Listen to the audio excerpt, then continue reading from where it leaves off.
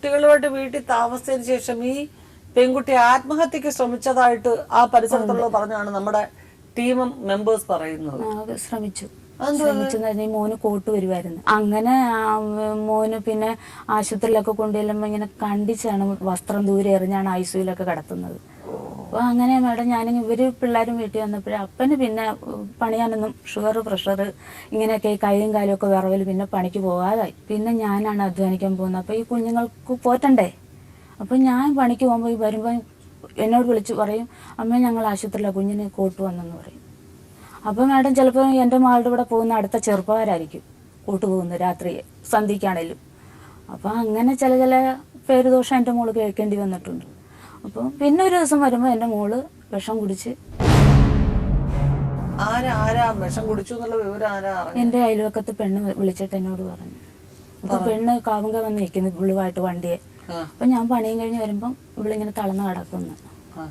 അന്നേരം പറഞ്ഞു, എനിക്ക് ജീവിക്കണ്ടമ്മേ, ഞാൻ അച്ഛന്മാർക്ക് പോലും ഒപ്പന്മാർക്ക് പോലും ഞാൻ ഭാര്യയാകേണ്ടി വരുമെന്ന് പറഞ്ഞു.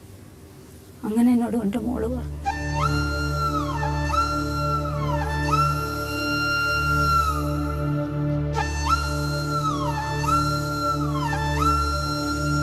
ഈ കേസ് കൊടുത്തു എന്ന് പറഞ്ഞല്ലോ, ആ കേസ് കൊടുത്തതില് അതിന്റെ നടപടി എങ്ങനെയായി? കേസ് കൊടുത്ത എല്ലാ അവധിക്കും ഞങ്ങൾ പോകുമായിരുന്നു. നമ്മൾ വിളിക്കേണ്ട അവധിക്കെല്ലാം എൻ്റെ മോളെ ഞാൻ വളരെ ശ്രദ്ധയോടെ ഈ കുഞ്ഞുങ്ങളുമായിട്ട് പടിയേറും കോടതി വരാന്തേക്ക് പോയി അങ്ങനെ നിന്നുകൊണ്ടിരിക്കുന്നിടെ അജീഷ് ഒരു പ്രാവശ്യം വന്ന് ഇവരെ കൗൺസിലിംഗ് ഒക്കെ ഇരുന്ന് അഡ്വക്കേറ്റുമാരൊക്കെ സംസാരിച്ചു. പക്ഷേ പറഞ്ഞു, ഇനി ഇവരെ ഒത്ത് തീർപ്പിക്കാൻ വിഷമിക്കേണ്ട അമ്മ എന്ന് അവിടെ ഇരുന്നവരും പറഞ്ഞു. അങ്ങനെ ഞങ്ങളിങ്ങനെ പോന്നു കഴിഞ്ഞ് മോൾക്ക് ഒരു എലിപ്പനി, 1% എലിപ്പനി മഞ്ഞപ്പിത്തം ഉണ്ടായി. ഈ മോൾക്ക് ഈ വെള്ളത്തിലൊക്കെ നിന്ന് അങ്ങനെ ഉണ്ടായി. പിന്നെ വീണ്ടും വണ്ടാനം മെഡിക്കൽ കോളേജിൽ കടത്തി. അപ്പം കേസിന് പോയിക്കൊണ്ടിരിപ്പുണ്ട്. ഈ ആശുപത്രി പോകുന്നതുകൊണ്ട് ഞങ്ങൾ തടസ്സപ്പെട്ടു. അപ്പോൾ ഞാൻ എന്ത് ചെയ്ത് ആ ആശുപത്രിയിലെ ചീട്ട് കൊണ്ടുവന്ന് അഡ്വക്കേറ്റിൻ്റെ അടുത്ത് കാണിച്ചു. ചീട്ട് മേടിച്ച് മുന്നേ മോള് ഇതെല്ലാം കഴിഞ്ഞ് വീട്ടിൽ വന്നു. അപ്പം ഞാൻ ഇടയ്ക്കൊക്കെ വിളിച്ചു ചോദിക്കുമ്പോൾ ചേച്ചി വിളിപ്പിക്കാം വരാം എന്നെല്ലാം പറഞ്ഞു. പക്ഷെ വേറൊരു സമയത്ത് വിളിച്ചിട്ട് പറഞ്ഞു, ചേച്ചി കേസ് പോയി, അവർ രക്ഷപ്പെട്ടു. എങ്ങനെ രക്ഷപ്പെട്ടു? എന്നോട് പറഞ്ഞു, എനിക്ക് പറയാൻ പറ്റുമെന്ന് എനിക്ക് അറിയത്തില്ല. നോട്ട് കേട്ട് കൊടുത്താ നീതിപീഠത്തിന്റെ മുമ്പിലിരുന്ന് തന്നെയാണ് സംസാരിക്കുന്നത് ചേച്ചി. നിങ്ങള് നോട്ട് കൊടുത്ത് അവര് നോട്ട് കേട്ട് കൊടുത്ത് രക്ഷപ്പെട്ടു സ്മിത എന്ന് ഗുമസ്തൻ വിളിച്ചിട്ട് പറയും. എന്തോന്ന് നോട്ട് കൊടുത്ത്? എങ്ങനെ അയാൾ എന്താ രക്ഷപ്പെട്ട? എന്തോ അയാൾക്ക് ആ കേസിൽ നിന്ന് ഒഴിവായി, കേസ് ഇല്ലാതാക്കി. ഒഴിവായത് എക്സ്പാർട്ട് എന്തോ എങ്ങനെ എന്താണ് സാർ? കേസ് തള്ളിപ്പോയി. കോടതിയിൽ ഹാജരായിരുന്ന കേസ് തള്ളിപ്പോയാലും കോടതി രേഖകളിൽ അത് അറിയാൻ കഴിയും. എന്തുകൊണ്ട് കേസ് തള്ളിപ്പോയി, കേസ് ഇല്ലാതായ ഏത് ഘട്ടത്തിൽ എന്ത് കാരണത്താൽ കോടതി രേഖകൾ പരിശോധിച്ചാൽ അത് അറിയാൻ കഴിയും. അതൊക്കെ വളരെ ശരിയായിരിക്കും. അജീഷ് എന്ന് പറഞ്ഞ മനുഷ്യനെ പിന്നെ വേണമെന്ന് നിങ്ങളുടെ മകൾ ആഗ്രഹിച്ചില്ലേ? ആഗ്രഹിച്ചു. എന്റെ മോള് കരയും പറയുകയൊക്കെ ചെയ്തു. സംശയങ്ങൾ ഉണ്ടായിരുന്നു എങ്കിൽ ആ തള്ളിപ്പോയ ഡേറ്റിൽ വെച്ചുകൊണ്ട് നിങ്ങൾക്ക് പുറത്തു നിന്നുകൊണ്ട് ഒരു അപേക്ഷ കൊടുത്തിരുന്നു എങ്കിൽ ആ കേസിന്റെ പരിസമാപ്തി എന്താണെന്ന് കാണിക്കുന്നതിന്റെ അടയാള സഹിതം വിധിപ്പകർപ്പ് കിട്ടുമായിരുന്നല്ലോ. പക്ഷെ അതിന്റെ എല്ലാരും പറഞ്ഞു, ഒരു ബാർ അസോസിയേഷൻ ചെന്ന് ഒരു പരാതി പോലെ എഴുതി. അപ്പൊ മോൾ ഇത് വാങ്ങിക്കാൻ ചെന്നപ്പം പറഞ്ഞു, വെളിയിൽ പോയിട്ട് എപ്പോ വന്നെന്ന് ചോദിച്ചു. അപ്പൊ മോൾ ഇവിടെ സ്ഥലത്തില്ല എന്നുള്ള ആണ് അവിടെ വന്നത്. ഇപ്പം ഈ പെൺകുട്ടി എവിടെയാണ്? എന്താണ് ഇവരുടെ അവസ്ഥ? അജീഷ് പിന്നെ അന്വേഷിക്കാറില്ല, കോടതിയും വരാറില്ല. കോടതി കേസ് അപ്പൊ എനിക്ക് മനസ്സിലായി മോളുടെ ജീവിതം പാഴായി എന്ന് ബോധ്യമായി. ഞാൻ അന്ന് ഇവർക്ക് വേണ്ടി പണിക്ക് ഇറങ്ങി തള്ളയെ നോക്കുന്നുണ്ട്, കുഞ്ഞുങ്ങളെ നോക്കുന്നുണ്ട്. എവിടെ ജോലിക്ക് പോയാലും ഒരു 5 മണി എന്നുള്ള സമയമുണ്ടെങ്കിൽ ഞാൻ വീട്ടിൽ എത്തും. കാരണം എൻ്റെ മോളെ പ്രായം അതല്ലേ സൂക്ഷിക്കേണ്ട. ഞാൻ ഒരാൾക്ക് കൊടുത്തു കഴിഞ്ഞാണ് ഞാൻ ഈ ദുരന്തം. അപ്പം ഞാൻ വരുമ്പോൾ മോള് പരാതിയും പറയാമേ, ആ ഒരു തീപ്പെട്ടി വന്ന് ചോദിച്ചു എന്നൊക്കെ പറയാറുണ്ട്. കുഞ്ഞുങ്ങളെ വളർത്തിക്കൊണ്ട് വരുവേ. മോൾക്ക് പിന്നെ 7 വയസ്സായി എൻ്റെ മൂത്ത കൊച്ചുമോൾക്ക്. അപ്പോൾ ഞങ്ങളുടെ വീട്ടിൽ ഒരു പെരയുടെ ഒരു ഫൗണ്ടേഷൻ കെട്ടാനായിട്ട് ഒരു പയ്യൻ വന്ന് ഈ കൊച്ചുങ്ങളെയും തള്ളയും കണ്ടേച്ച് പറഞ്ഞു, എനിക്ക് സഹതാപം തോന്നുന്നു, എനിക്ക് കെട്ടിച്ചു തരുമോയെന്ന് ചോദിച്ചു. ഉടനെ ഞാൻ പറഞ്ഞു, വീണ്ടും ഞാൻ പരാതി കൊടുത്തായിരുന്നു. ഈ ആലപ്പുഴ രാമങ്കലിലെ കേസ് കളിയപ്പോൾ ഞാൻ വനിതാ കമ്മീഷൻ അയച്ചായിരുന്നു. എൻ്റെ മക്കളെയും കൊണ്ട് നടന്ന് ഞാൻ അത് ചെയ്തു. അത് ആലപ്പുഴ കേസ് നടന്നുകൊണ്ടിരിക്കുക. അപ്പൊ അന്നേരം ഈ മക്കളെയും കൊണ്ട് ഞാൻ നടക്കുക, കേസിന് നടന്നുകൊണ്ടിരിക്കുകയാണ് ഈ സംഭവം. ഈ പയ്യന് വീട്ടിൽ വരുന്നത് പറഞ്ഞു, എനിക്ക് സഹതാപമുണ്ട്, ഞാൻ ഉടനെ കെട്ടിക്കോളാന്ന് പറഞ്ഞു. ഉടനെ ഞാൻ പറഞ്ഞു നടക്കത്തില്ല. കാര്യം എന്നാന്ന് വെച്ചാൽ നിയമപ്രകാരം സ്മിത ഭാര്യ, രണ്ടാമത് ഞാൻ എൻ്റെ മക്കളെയും കൊണ്ട് കോടതി ഇറങ്ങി നടക്കുക, അതിനോട് ഇപ്പുറം ഞാനൊരു ബന്ധം ഞാൻ തരത്തില്ല എന്ന് പറഞ്ഞു. അപ്പം എൻ്റെ അയൽവക്കത്തുള്ള ചില ആൾക്കാരൊക്കെ പറഞ്ഞ്, പാർട്ടിയുടെ ഒക്കെ ആൾക്കാർ പറഞ്ഞു, ചേച്ചി അവൾക്ക് എത്ര വയസ്സുണ്ട്, ചേച്ചി അവൾക്കൊരു ജീവിതം കൊടുക്കട്ടെ ചേച്ചി, ഇനി അതിനൊന്നും വിലങ്ങാടി ആകരുത്, നിങ്ങൾ അവൾ ജീവിക്കട്ടെ, കൊച്ചുങ്ങളെ നോക്കൂ എന്നെല്ലാം പറഞ്ഞാണ് ആ ആളെ നമുക്ക് നിയമപ്രകാരം കല്യാണം കഴിക്കാൻ പറ്റത്തില്ല.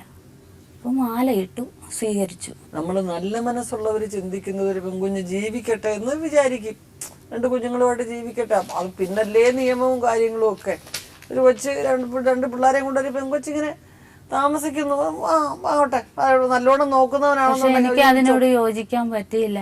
അല്ല, അതൊക്കെ നിയമപരമായിട്ട് എല്ലാം തെറ്റ് തന്നെയാണ് ചേച്ചി. പക്ഷെ എന്താ ചെയ്യാനൊക്കെ, ആരെയും നമുക്ക് കുറ്റം പറയാനൊക്കെ ഇല്ല. അവരങ്ങനെ പറഞ്ഞു പോയല്ലോ എന്ന് പറയാനൊക്കത്തില്ല. നമ്മളാണെങ്കിലും വിചാരിക്കും ഈ കേസ് എന്ന് തീർന്നിട്ടായി കൊച്ചിന്റെ പിന്നെ ഞാൻ എൻ്റെ മോളെയും കൊണ്ട് ഒരു നിയമത്തിന്റെ വാതിക്കലും പോയില്ല.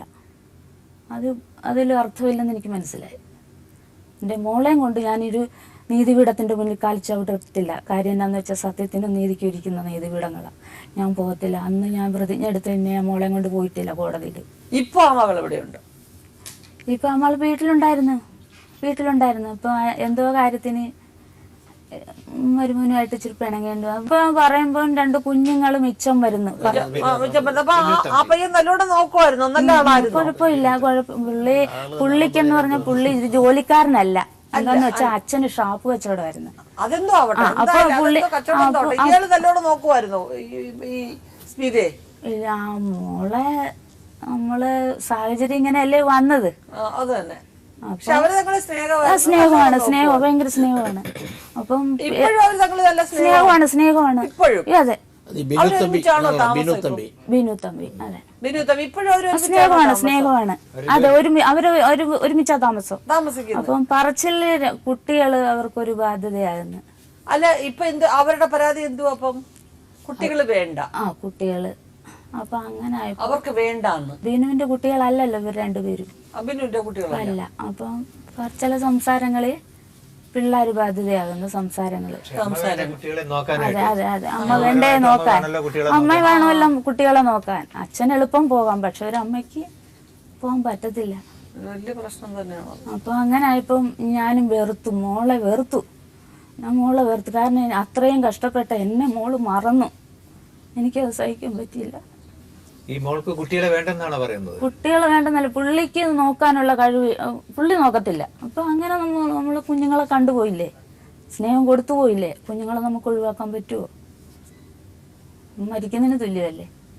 അപ്പൊ എൻ്റെ ഇളയ മോളാണ് കുഞ്ഞുങ്ങളെ സഹായിച്ചോണ്ടിരിക്കുന്നത്. അല്ല സാർ, നമുക്ക് ഇവരുടെ പരിസര പ്രദേശങ്ങളിലുള്ളവരുടെയൊക്കെ ചില അഭിപ്രായങ്ങൾ കേൾക്കാമല്ലോ. നമുക്ക് അങ്ങനെ കാര്യങ്ങൾ സ്വീകരിക്കാൻ പറ്റുള്ളൂ. നമുക്ക് അതൊന്ന് നോക്കാം. സ്മിതയുടെ ഒക്കെ അടുത്ത വീട്ടിലാണ്. 4 വർഷമായി. അതിൽ കൂടുതൽ ഇവരുടെ അച്ഛനെയൊക്കെ നേരത്തെ എനിക്കറിയാവുന്നതാണ്. 4 വർഷമായിട്ട് ഞങ്ങളോട് താമസിക്കുന്നതാണ്. ഞാൻ വരുമ്പോൾ ഞങ്ങൾ താമസിക്കാൻ വരുമ്പോൾ സ്മിത ഇവിടെ ഉണ്ടായിരുന്നു. അത് കഴിഞ്ഞാണ് പോയത്. പിന്നെ ഇവർ സുധർമ്മയും അച്ഛനും കൂടെയാണ് കൊച്ചുങ്ങളെ നോക്കുന്ന ഒരു ജോലിയൊക്കെ ചെയ്ത് ആണ്. അവരില്ലാത്തപ്പോൾ ഇടയ്ക്കൊക്കെ ഞങ്ങളൊക്കെ നോക്കും. പിള്ളേർ തന്നെ ആകുമ്പം ഒറ്റയ്ക്ക് ഇരിക്കുമ്പോഴൊക്കെ ഞങ്ങളൊക്കെ നോക്കും. എല്ലാം സഹായിക്കും. പിള്ളേരുടെ അച്ഛനെ കണ്ട ഓർമ്മ പോലും ഇല്ല. അവർക്ക് ഇവർ തന്നെ ഉള്ളൂ. അപ്പൊ ആ കുഞ്ഞുങ്ങൾ ജനിച്ചു കഴിഞ്ഞാൽ അജീഷിനെ കുറിച്ചുള്ള നല്ല ഓർമ്മകളും കാര്യങ്ങളും ഒന്നും ആ പിള്ളേർക്ക് ഇല്ല. കുഞ്ഞുങ്ങൾക്ക് ഒരു പിതാവിന്റെ ഒരു സ്നേഹം കിട്ടിയിട്ടില്ല. പിന്നെ വന്നതും സ്വന്തം പിതാവല്ലല്ലോ. അപ്പൊ ഏതെങ്കിലും പ്രത്യേകിച്ച് ഓണം പോലെ വിശേഷ ദിവസങ്ങളിലോ എപ്പോഴെങ്കിലും ഈ കുഞ്ഞുങ്ങളെ കാണാൻ ശ്രമിച്ചിട്ടുണ്ടോ? ഒന്നും ശ്രമിച്ചിട്ടില്ല. ഞങ്ങൾ കാത്തിരുന്നിട്ടുണ്ട്. ഓണം വരുമ്പോഴും വിഷു വരുമ്പോഴും അജ്ഞാതരയച്ചെന്നെങ്കിലും വിചാരിച്ചു കുഞ്ഞുങ്ങൾക്ക് ഒരുടുപ്പ്. ചേച്ചി,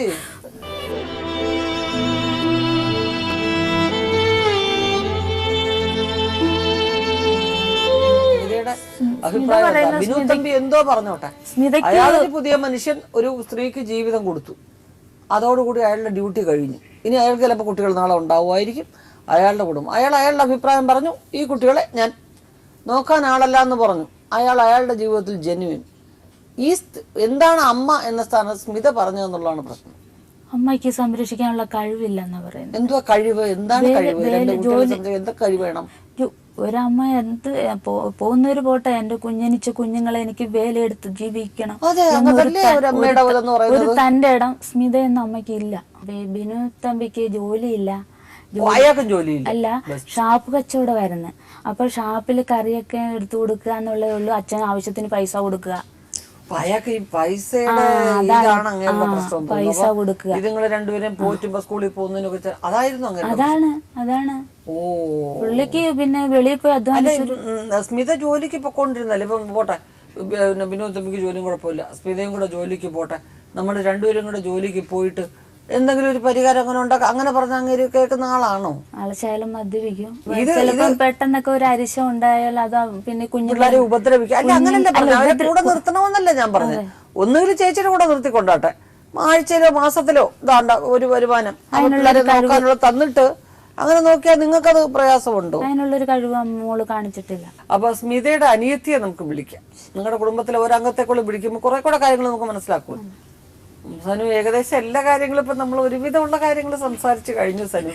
പക്ഷെ നമ്മുടെ സംശയങ്ങൾ ചിലതൊക്കെയാണ്. സനു, എന്തായിരുന്നു സ്മിതയും അജീഷുമായിട്ടുള്ള അടിസ്ഥാനപരമായിട്ടുള്ള എന്തെങ്കിലും പ്രശ്നങ്ങൾ? ഒരു പ്രശ്നമായിട്ടില്ലായിരുന്നു മേഡം, ഒരു പ്രശ്നം അവർ തമ്മിലില്ലായിരുന്നു. ഇനി പാലക്കാട് ചെത്താൻ പോയാണ് അങ്ങനെ ഒരു ബന്ധമുണ്ടെന്ന് അറിയണത്. ചേച്ചി വളരെ നിഷ്കളങ്കരായിട്ടുള്ള സാധുക്കളായിട്ടുള്ള ഒരു അമ്മ, ഒരു സാധുവായിട്ടുള്ള ഒരു അച്ഛൻ, അദ്ദേഹം വന്നിട്ടില്ലല്ലോ ഇവിടെ അല്ലേ? വന്നിട്ടില്ല. നിങ്ങൾ ചെയ്തിട്ടുള്ള അബദ്ധങ്ങള് അച്ഛന്റെ അച്ഛൻ സംസാരിച്ചത് നമ്മൾ എടുത്തിട്ടുണ്ട്, നമുക്കൊന്ന് കേൾക്കാം. ഇവിടെ പിള്ളേരാകട്ടെ അവളെ ഒരു ഹോം നേഴ്സിന് പോകാമെന്ന് പറഞ്ഞ് ആദ്യം പോന്നു. അവിടെ പോയി ഹോം നേഴ്സിന് ഇന്ന് കുറച്ച് കഴിഞ്ഞപ്പോൾ ഇവിടെ വന്നായിരുന്നു. ഒരു 10-12-15 ദിവസം കഴിഞ്ഞ് വന്ന് ശലം പിള്ളേർക്ക് കഴിക്കാനുള്ള സാധനങ്ങളെല്ലാം കൊടുത്തിട്ട് പിന്നെ പോയി.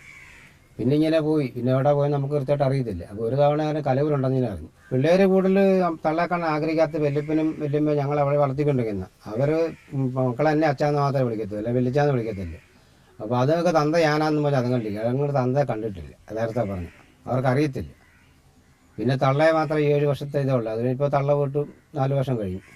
എനിക്കൊരു തുണയെന്ന് പറഞ്ഞാൽ കുഞ്ഞുങ്ങളെ നോക്കാൻ ഇളയ മോളാണ് ഒരു സഹായമുള്ളൂ. അതുകൂടി വരും, തിരക്കും, അങ്ങനെ ഇപ്പം നടന്നു പോകുന്നത്.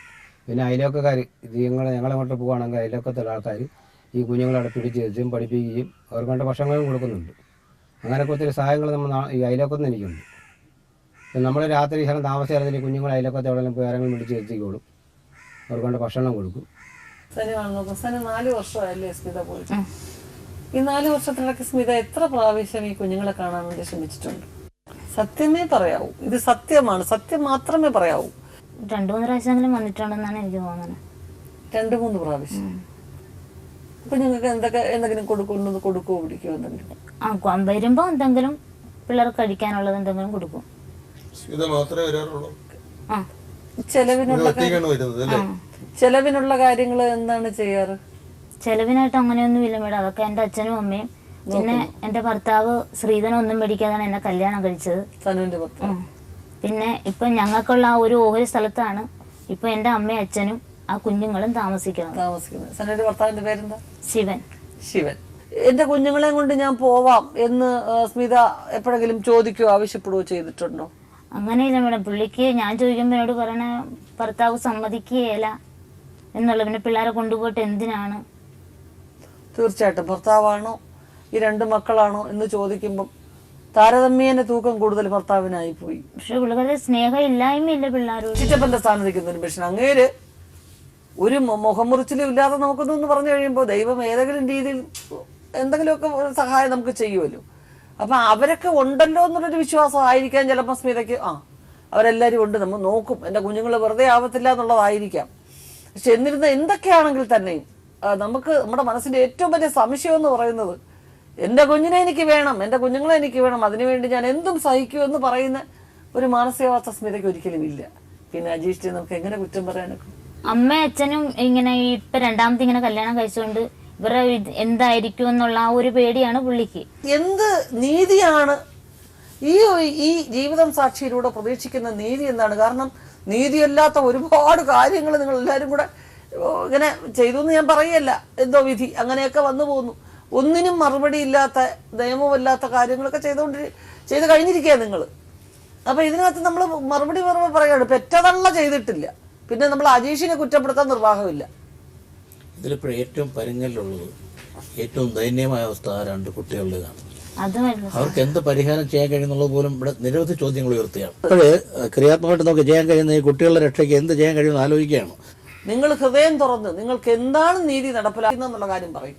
ബാക്കിയുള്ള എല്ലാം വിട്ടേക്കുക. കാരണം നമ്മുടെ അബദ്ധം കൊണ്ടും നമ്മൾ സ്നേഹവും കാര്യങ്ങളും പല പല സംഗതികളും കൊണ്ടും നമ്മുടെ സാഹചര്യം കൊണ്ടും ഒക്കെ പലതും സംഭവിച്ചു പോയി. ഇവിടെ എന്താണ് സനു പറയുക? സനുവിന് കുറച്ചുകൂടെ നന്നായിട്ട് പറയാൻ പറ്റും. ഇവിടുന്ന് നമ്മൾ എന്താണ് പ്രതീക്ഷിക്കുന്നത്?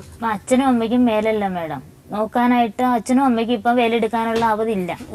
ഈ കുട്ടികളുടെ ഭാവി ജീവിതത്തെക്കുറിച്ച് അവരവരുടെ മാതാപിതാക്കളുടെ നിലപാട് എന്താണെന്ന് അറിയുന്നതിന് കുട്ടികളുടെ വിദ്യാഭ്യാസം ജീവിത ചെലവുകൾ സംബന്ധിച്ച് ഒരു തീരുമാനം ഉണ്ടാകുന്നതിന് വേണ്ടി അതിനാണ് ഇവർ വന്നിരിക്കുന്നത്. അതാണ് അവർക്ക് ആവശ്യം. അപ്പൊ അത് തീർച്ചയായിട്ടും മാതാപിതാക്കളുടെ നിലപാട് അറിയണം. അജീഷിന്റെയും സ്മിതയുടെയും നിലപാട് അറിഞ്ഞതിന് ശേഷം മാത്രമേ ഉള്ളൂ. ഞാൻ ചോദിക്കട്ടെ മേഡം, എത്ര നാളെ അജീഷ് ഇട്ടിട്ട് ഇങ്ങനെ ഈ കുഞ്ഞുങ്ങളെ പോലും കാണാതെ പോയിട്ട്? അജീഷിനെ വിട്ടേക്ക് സനു. സ്മിത വരട്ടെ. സ്മിത വന്നിട്ടുള്ളൂ. അജീഷിന്റെ കാര്യം നമുക്ക് രണ്ടാമത്. ഒരമ്മ എന്ന് പറയുന്ന സ്ത്രീയുടെ നിലപാട് ആണ് ആദ്യത്തെ നിലപാട്. എന്ത് ആരോപണങ്ങളും എന്ത് അനാവശ്യങ്ങളും സഹിച്ചാലും എനിക്ക് എൻ്റെ കൊച്ചിനെ വേണമെന്ന് പറഞ്ഞുകൊണ്ടിരിക്കുന്നവരുടെ പേരാണ് തള്ള. അല്ലാതെ അയാൾക്ക് ഇഷ്ടമല്ല, അതുകൊണ്ട് ഇപ്പോൾ അവിടെ നിൽക്കട്ടെ, തിന്നാലും കുഴപ്പമില്ല, കൊടുത്താലും കുഴപ്പമില്ല, വല്ലപ്പോഴും വരുമ്പോൾ ഞാൻ മുട്ടായി ഉണ്ണിയപ്പോൾ മാച്ചു കൊടുക്കുന്ന എൻ്റെ പേരല്ല അമ്മ. നമുക്ക് സ്മിതയെ വിളിക്കാം. എന്തായാലും സ്മിത വരൂ.